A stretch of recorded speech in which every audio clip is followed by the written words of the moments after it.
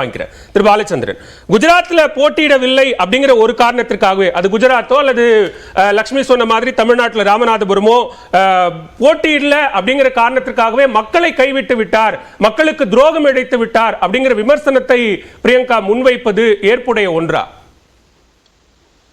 இல்லை, அது ஏற்புடைய ஒன்றாக எனக்கு தோன்றவில்லை. ஆனா இதுல பிஜேபியுடைய கேம் பிளான்குள்ள காங்கிரஸ் விழுந்துகிட்டு இருக்காங்க, அந்த டிராப்ல விழுந்துகிட்டு இருக்காங்க அப்படின்னு சொல்லி நான் நினைக்கிறேன். சில நாட்களுக்கு முன்னாடி தீய சக்திகள் ஒழிக்கப்பட வேண்டியவை அப்படின்னு சொல்லி இவர் சொன்னார் ராகுல் காந்தி.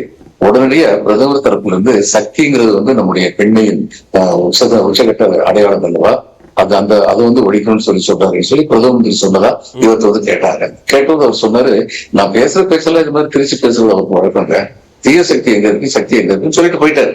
அதோட அதை முடிச்சுட்டு போயிட்டாரு. இப்ப இவங்க என்ன பண்ணிருக்கணும், எதுக்காக வேண்டி பிஜேபி இது மாதிரி கட்சி இவங்குறாங்க, திடீர்னு ஒவ்வொரு பிரச்சனையா கிளப்புறாங்க. ஏன்னா இவங்களுக்கு கேட்கப்படுகிற அடிப்படை கேள்விகளுக்கு அவங்களால பதில் சொல்லுவாங்க. கேட்கப்படுகிற அடிப்படை கேள்விகள் 3 தான். நீங்க 70 வருஷமா காங்கிரஸ் ஒண்ணுமே செய்யணும்னு சொல்றீங்கல்ல, 10 வருஷமா நீங்க என்ன பண்ணீங்க? நீங்க 4 கோடி வீடு கட்டி தந்தாலும் சொல்லாதீங்க. 4 கோடி வீடு கட்டி தந்ததுல உங்களுடைய கான்ட்ரிபியூஷன் ஒரு 15 to 20% தான், மீதி எல்லாம் மத்தவங்க கொடுத்தது. அது உங்களுடைய சாதனையா சொல்றீங்க. நீங்க என்ன சொன்னீங்க, வருஷத்துக்கு 2 கோடி பேருக்கு வேலை கொடுப்பேன்னு சொன்னீங்களா, கொடுத்தீங்களா? விவசாயிகளுடைய வருமானத்தை இரட்டிப்பாக்குன்னு செஞ்சீங்களா? விலைவாசி குறையும் நீங்களே, வேலையில்லா திண்டாட்டம் குறையும் சொன்னீங்களே, இதெல்லாம் செஞ்சீங்களா அப்படிங்கிற கேள்விக்கு இவங்க கிட்ட பதில் கிடையாது. இவங்க வேற ஸ்ட்ராட்டஜிக் சொல்லுவாங்க. அங்க 18,000 கோடி கொடுத்திருக்கோம், இங்க 1,12,000 கோடி கொடுத்திருக்கோம்னு சொல்லுவாங்க.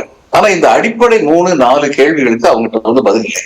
இதை திசை திருப்புறதுக்காக அவங்க ஒவ்வொரு பிரச்சனையா ஒவ்வொரு இடத்துலயும் கிளப்பிக்கிட்டு இருக்காங்க. இந்த டிராப்ல போய் காங்கிரஸும் விழுந்துகிட்டு இருக்கு. அமைதியோ ரேபரேலியோ இப்ப ஸ்ட்ராட்டஜிக்கலி சொல்லி பார்த்தா இவங்க லட்சுமி ராமச்சந்திரன் சொன்ன மாதிரி லாஸ்ட் மினிட்ல ரேபரேலிக்கு போனதுக்கு அப்புறம் என்ன ஆச்சு? இப்ப ஸ்மிதா இரானி அமைதியில ராகுல் காந்தி போட்டிட்டு இருந்தா ராகுல் காந்தியை பத்தியே பேசிட்டு இருந்திருப்பாங்க.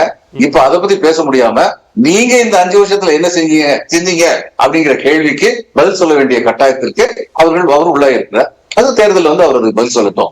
இந்த ஸ்ட்ராட்டஜி காரணமா இருக்கலாம். ஸ்ரீராம் சொன்னாரு 51 வருஷமா வச்சிருந்தாங்க. அது சரியான வியூகம் தானே? அவங்க அதான் சொல்ல வரேன். அந்த வியூகத்தை நான் குறை சொல்லல. எதை குறை சொல்றேன்னா, இப்ப ராகுல் காந்தியே அமைதியை விட்டுட்டு ரேபரேலிக்கு போனாரு அப்படிங்கறத பத்தி 5 நாள் பேச வச்சிடறாங்கல்ல, அந்த பிஜேபி பேச வைக்கிறாங்க. அந்த டிராப்புக்குள்ள காங்கிரஸ் போய் விழுந்துகிட்டு இருக்காங்க.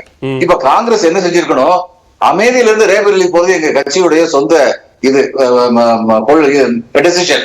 சரி, அது ஒரு பக்கம் மக்கள் டிசைட் பண்ணுவாங்க எதுக்காக நாங்க போனோம்னு. அது ஒரு பக்கம் இருக்கட்டும், அதை மக்கள் தான் டிசைட் பண்ணுவாங்க. உங்க 2 கோடி பேர் வேலை வாய்ப்பு என்னாச்சு, உங்களுடைய விவசாய இரட்டிப்பு வருவாங்க என்னாச்சு, இப்படி அதையே திரும்ப கொண்டு வந்தா இவங்களுக்கு பதில் சொல்ல முடியாது. அந்த பதில் சொல்ல முடியாத சமாளிக்கிறதுக்காகத்தான் இப்படி திசை திருப்புகிறார்கள்.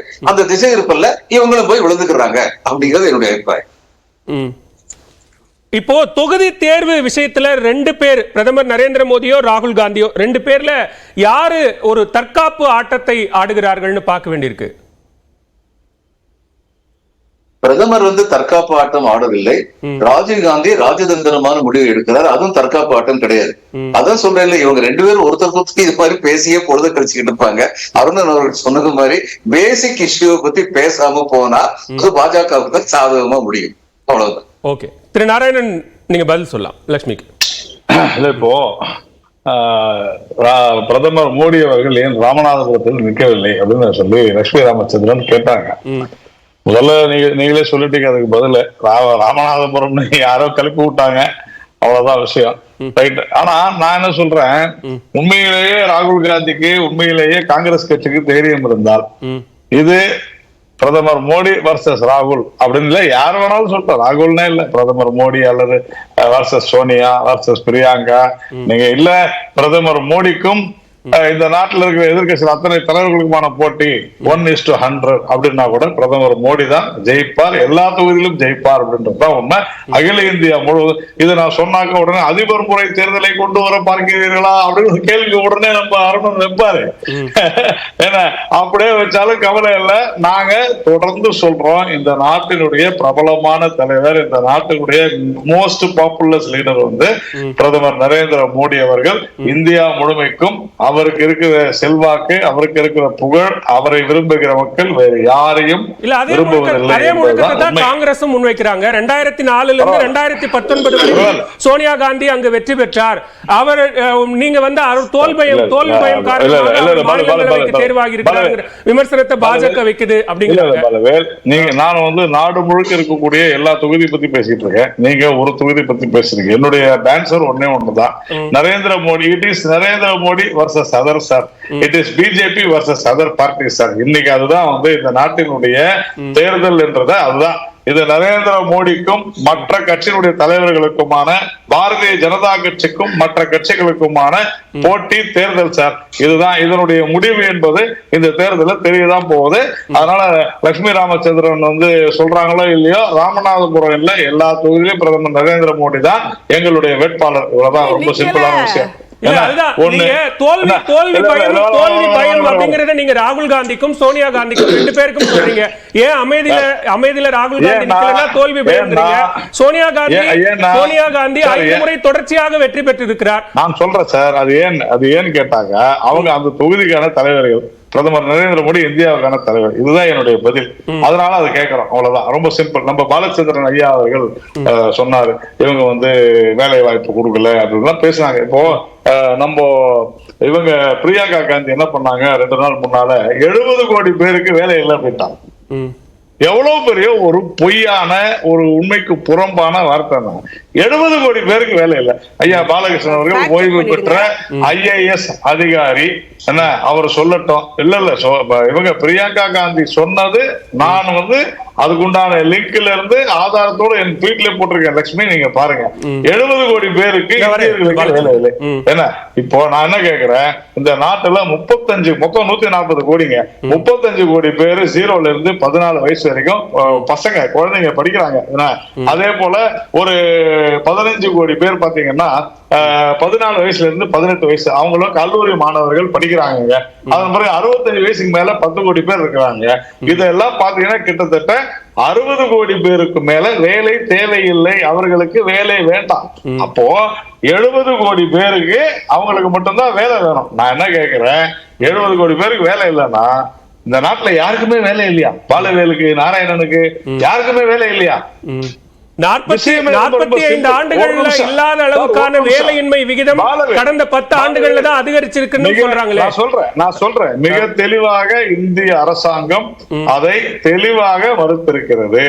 சர்வதேச தொழிலாளர் அமைப்புக்கு மிக தெளிவாக ஒரு கடிதத்தை எழுதியிருக்கிறது புள்ளி விவரங்களோடு. நீங்க இந்த மாதிரி தேர்தல் நேரத்துல வேணும்னே பொய் பேசுறீங்க, இந்த மாதிரி செய்யாதீங்க. நான் கேட்கறது ஒண்ணுதான் பலவே. இது கொரோனா டைம்ல இதே அருணன் ஐயா சொன்னாங்க, 40 கோடி அன்ஆர்கனைஸ்டு லேபரர்ஸ் வந்து இப்படி தவிக்க விடுறீங்களே. அப்ப 40 கோடி அன்ஆர்கனைஸ்டு லேபர் இருக்கிறாங்களா? 10 கோடி பேர் வந்து ஆர்கனைஸ்டு லேபர் இருக்காங்களா? ஒரு 10 கோடி பேர் ஸ்டேட் கவர்மெண்ட், சென்ட்ரல் கவர்மெண்ட்ல வேலை செய்யறாங்களா சார்? 70 கோடி பேருக்கு இந்த நாட்டுல வேலை இருக்கு சார். கம்யூனிஸ்ட் காங்கிரஸ் பட்டியல் படியே 70 கோடி பேருக்கு வேலை இருக்கு சார். 140 கோடி அப்படின்னா இன்னைக்கு வந்து ஒரு குடும்பத்துல சராசரி இந்திய சராசரி 4 ஞாபகத்துல வச்சுங்க. 140 டிவைடட் பை 4 35 கோடி. 35 கோடி பேருக்கு வேலை இருந்தா அது ஒரு குடும்பத்துக்கு ஒரு ஆளுக்கு வேலை. இன்னைக்கு 70 கோடி பேருக்கு வேலை இருக்கு. இப்ப நான் சொன்னதுல எதனா மாற்றுக்கிறது தாராளமா யாரும் சொல்லுங்க. இதெல்லாம் இவங்க கொடுத்த ஸ்டேட்மெண்ட், நான் ஆதாரப்பூர்வம் நிரூபிக்கிறேன். அதே போல ஒண்ணே அவர் சொன்னாரு, நீங்க வந்து வீடு இல்ல, அனைவருக்கும் வீடு திட்டத்துல நாங்க 4 கோடி பேர் கொடுத்திருக்கிறோம். அதை தெளிவா ப்ரூவ் பண்ணிருக்கிறோம். அனைவருக்கும் குடிநீர், அனைவருக்கும் வீடு, அனைவருக்கும் மின்சாரம், அனைவருக்கும் சுகாதாரம். சார் இது எல்லாம் பப்ளிக் டைரக்டா போய் பிரதமரே ஒவ்வொரு வீட்லயும் ரீச் ஆயிருக்காரு சார். அததான் நான் சொன்னேன். நீங்க எங்க போனாலுமே மோடி திட்டம், மோடி வீடு, மோடியினுடைய மின்சாரம், மோடியினுடைய சுகாதாரம், அந்த காப்பீடு சார் எல்லாம் சொல்றாங்க சார். எவ்வளவு பெரிய இன்னைக்கு கட்டமைப்பு உருவாகி இருக்கிறது, இல்லைன்னு மறுக்க முடியுமா? இந்தியா 5வது பொருளாதார நாடாக உயர்ந்திருக்கிறது. இன்னைக்கு 3வது பொருளாதார நாடாக வரப்போகிறது. பி. சிதம்பரம் சொல்றாரு, யார் பிரதமர் ஆனாலும் சரி இல்லைனாலும் சரி இந்தியா 3வது பொருளாதார நாடாக வருவதை தடுக்க முடியாது. 10 வருஷம் நரேந்திர மோடி ஆட்சி நடத்தியதாலதான் அந்த நிலை என்பதை நான் சொல்லிக் கொள்கிறேன். திரு அருணன்